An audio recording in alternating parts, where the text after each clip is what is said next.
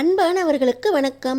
நம்ம சுட்டும் விழி சுடரே சீரியலில் பார்வதியோட டைரி நம்ம சுடர் எடுத்துகிட்டு போகிறத கர்ணா பார்த்துட்டாரு. பார்வதி அக்கா அந்த டைரியில் என்ன எழுதியிருக்குன்னு தெரியாமலே சுடரும் அந்த டைரியை பிடுங்கிறதுக்காக கர்ணாவும் அந்த டைரிக்காக போட்டி போடுறாங்க. இந்த டைரி கடைசியாக யார்கிட்ட கிடைக்க போகுது? இன்னொரு பக்கம் வெற்றி, உன்னையும் உங்கள் அம்மாவையும் நான் ரொம்பவே தண்டிச்சிட்டேன், கண்டிப்பாக அபி வெளியே வர வரைக்கும் நான் ஓய மாட்டேன் அப்படின்னு வெற்றியும் சுடருக்காக ஆதாரத்தை தேட ஆரம்பிச்சிட்டாரு. நம்ம வெற்றி கையில் கிடச்சிருக்கிற இந்த போஸ்ட்மார்ட்டம் ரிப்போர்ட் இப்போ ரொம்பவே அவசியமில்லாததாக மாறிப்போச்சு.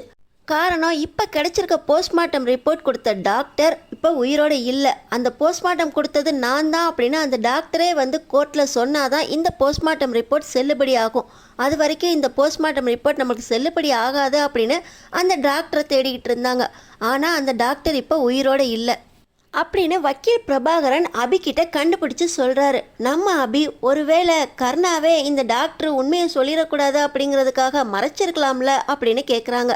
ஆனால் பிரபாகரன் சொல்கிறாரு, அது மட்டும் இல்லை அபி, அவர் ஒருவேளை மறைச்சிருந்தா கூட அவர் வெளிநாட்டுக்கு தப்பிச்சு போயிருக்கணும். கையில் காசு கிடச்சிருச்சு, அவர் வெளிநாட்டில் கூட இருக்கலாம் இல்லையா? ஆனால் அங்கே வேலை பார்க்குறவங்க இந்த டாக்டர் உயிரோடவே இல்லை அப்படின்னு அடித்து சொல்கிறாங்க. அதனால் இந்த போஸ்ட்மார்ட்டம் ரிப்போர்ட் எப்படி மாணிக்கம் கையில் கிடச்சிச்சு அப்படின்னு மாணிக்கத்தை விசாரித்தா எல்லா உண்மையும் தெரிஞ்சிடும். ஆனால் மாணிக்கத்துக்கு எந்த அட்ரஸுக்கு கோர்ட்லேருந்து நம்ம ரிப்போர்ட் அனுப்ப முடியும்? மாணிக்கம் கையில் இந்த போஸ்ட்மார்ட்டம் ரிப்போர்ட் எப்படி கிடச்சிச்சு? இந்த போஸ்ட்மார்ட்டம் ரிப்போர்ட்டை வச்சு மட்டும்தான் கர்ணாவை மாணிக்கம் மிரட்டினானா இப்படிங்கிற விஷயம் எல்லாத்தையுமே நம்ம மாணிக்கத்தை விசாரிச்சாதான் தெரியும். முதல்ல மாணிக்கத்தை கண்டுபிடிச்சாகணும் அப்படின்னு பிரபாகரன் அபிகிட்ட சொல்லிக்கிட்டு இருக்காங்க. போஸ்ட்மார்ட்டம் ரிப்போர்ட் எப்படி நம்ம சுடர் மூலமாகவே வெற்றிக்கு கிடைச்சிச்சோ அதே போல் பார்வதி அக்காவோட டைரியும் நம்ம சுடர் மூலமாக தான் கிடைக்க போகுது. பார்த்திங்கன்னா நம்ம சுடர் வெற்றியோட மகேஷ் வீட்டுக்கு போகிறாங்க. நீ உனக்கு சம்மதமாடா, நீ மகேஷ் வீட்டுக்கு வரியா அப்படின்னு வெற்றி திரும்ப திரும்ப கேட்டுட்டு தான் வீட்டுக்கு கூப்பிட்டு போகிறாரு. ஏன்னா அபியை பற்றி தெரியும், அங்கே கூப்பிட்டு போனால் அபிக்கு கோவம் வரும் அப்படின்னு தெரியும். ஆனால் மகேஷ் நம்ம அன்னைக்கு ப்ராஜெக்ட் ஒர்க் செய்கிறதுக்காக சுடர் வீட்டுக்கு போயிருந்தோம்ல, இன்னைக்கு சுடர் நம்ம வீட்டுக்கு வரட்டுமே அப்படின்னு சொல்லி மகேஷ் கேட்குறாங்க. அதுக்கேற்றாப்புல ரோட்லேயும் அங்கே ஆக்சிடென்ட் நடந்திருக்கு, இந்த ரோடு வழியாக போக முடியாது அப்படின்னு சொன்னதுனால சுடரை நம்ம வெற்றி மகேஷ் வீட்டுக்கே கூட்டிகிட்டு போகிறாங்க. அங்கே நம்ம சுடர் மகேஷோட வர்றதை பார்த்த உடனே இங்கே கர்ணாவுக்கு புளிய கரைக்க ஆரம்பிச்சிருது. கர்ணா கிட்ட, அப்பா இன்னைக்கு ஸ்கூல் ஆஃப் டே தான், அதனால் இங்கே கொஞ்ச நேரம் விளையாடி போட்டோம் அப்படின்னு சொல்லி சுடரை கூப்பிட்டு வந்திருக்கேன் அப்படின்னு சொல்ல, 2 பேர் சாக்லேட் சாப்பிடுங்க அப்படின்னு இந்த கர்ணா நல்லவன் வேஷம் போட்டு முதல்ல வெற்றி கிட்ட விசாரிக்க ஆரம்பிக்கிறான். இந்த கர்ணா, என்ன வெற்றி, மகேஷ் மாதிரியே சுடர் கூடயும் ரொம்ப பாசமாக பழக ஆரம்பிச்சிட்ட போல அப்படின்னு விட்டு போடுறான் இந்த கர்ணா. உடனே நம்ம வெற்றி, அதெல்லாம் ஒன்றும் இல்லை கர்ணா, சுடரும் ரொம்ப நல்ல பொண்ணு, மகேஷ் ஃப்ரெண்டுங்கிறதுனால தான் அப்படின்னு வெற்றி உண்மையை மறைக்கிறாரு. மறடா, என்கிட்டே நீ உண்மையை மறைச்சிக்கிட்டு இருக்கியா? உன் பொண்ணு தான் சுடர் அப்படின்னு உனக்கு தெரியாத மாதிரி நடிக்கிறியா அப்படின்னு கர்ணா மனசுக்குள்ளே நினச்சிக்கிறாரு. இன்னொரு பக்கம் மகேஷ் ட்ரெஸ் மாற்ற போன நேரமாக பார்த்து சுடர்கிட்ட தனியாக, உங்கள் அப்பாவுக்கு நீங்கள் மொத்தம் 3 பசங்களா? உங்கள் அப்பா பேர் சண்முகம் தானே?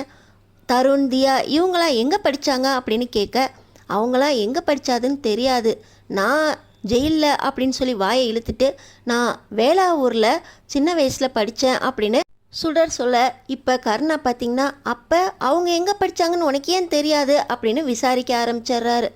உங்கள் அப்பா சண்முகத்துக்கு 3 பசங்க தானே அப்படின்னு போட்டு போட்டு வாங்கிக்கிட்டு இருக்க அந்த நேரமாக பார்த்து மகேஷ் வந்திருந்தாங்க. நான் விளையாட போகிறேன் அங்கிள் அப்படின்னு சொல்லிட்டு நம்ம சுடர் மகேஷோட விளையாட போகிறாங்க.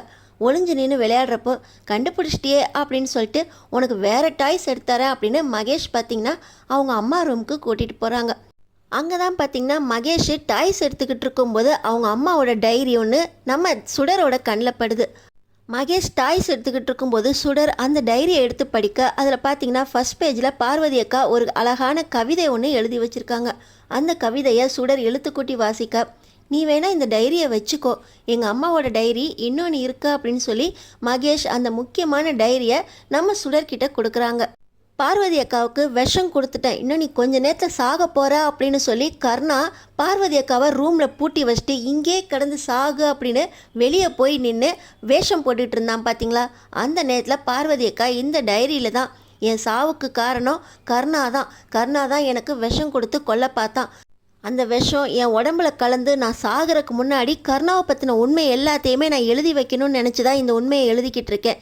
என் தங்கச்சி ஸ்வேதாவை எப்படியாவது காப்பாற்றுங்க. என் தங்கச்சி ஸ்வேதாவை அடையிறதுக்காக எனக்கு விஷம் கடிச்சு கொல்றதுக்கும் கர்ணா துணிஞ்சிட்டான். என் சாவுக்கு கர்ணா தான் காரணம் அப்படின்னு இந்த பார்வதி அக்கா டைரியில் ஃபுல்லாக எழுதி வச்சுருக்காங்க.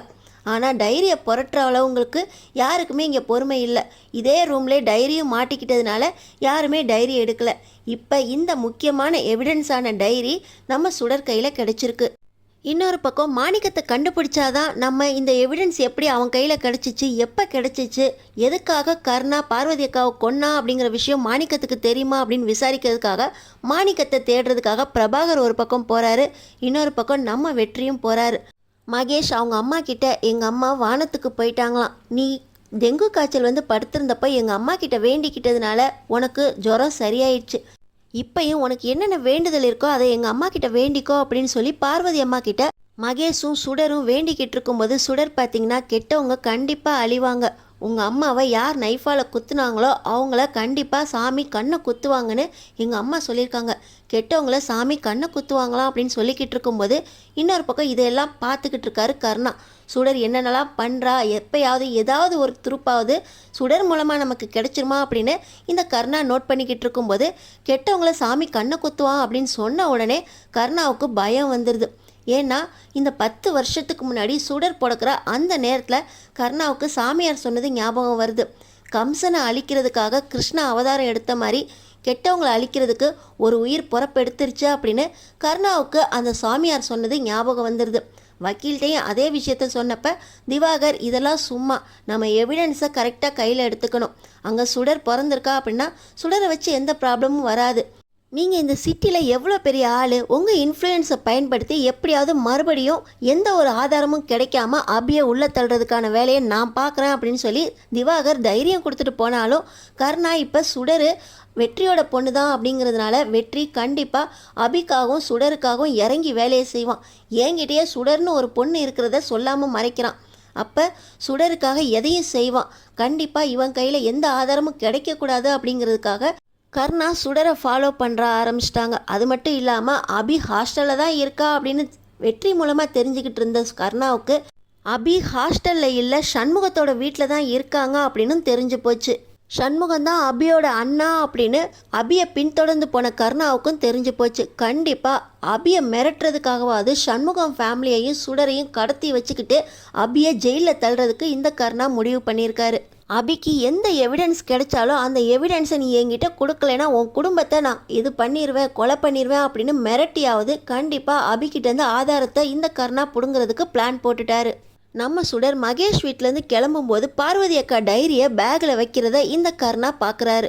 பார்வதியோட டைரி நீ எதுக்கு எடுத்துகிட்டு போகிறா அப்படின்னு சொல்லி சுடரை மிரட்டி அந்த டைரியை பிடுங்கி இப்போ கர்ணா படிக்க போகிறாரா, இல்லை கர்ணா சரி டைரி தானே அப்படின்னு விட்டுட்டு சுடர் அந்த டைரியை வீட்டுக்கு கொண்டுட்டு போகிறாங்களா, சுடர்கிட்டேருந்து டைரியை நம்ம வெற்றி எடுக்க போகிறாங்களா, அபி எடுக்க போகிறாங்களா, இந்த டைரி மூலமாக கண்டிப்பாக நம்ம அபி வெளியே வர்றதுக்கு நிறைய சான்சஸ் இருக்குது.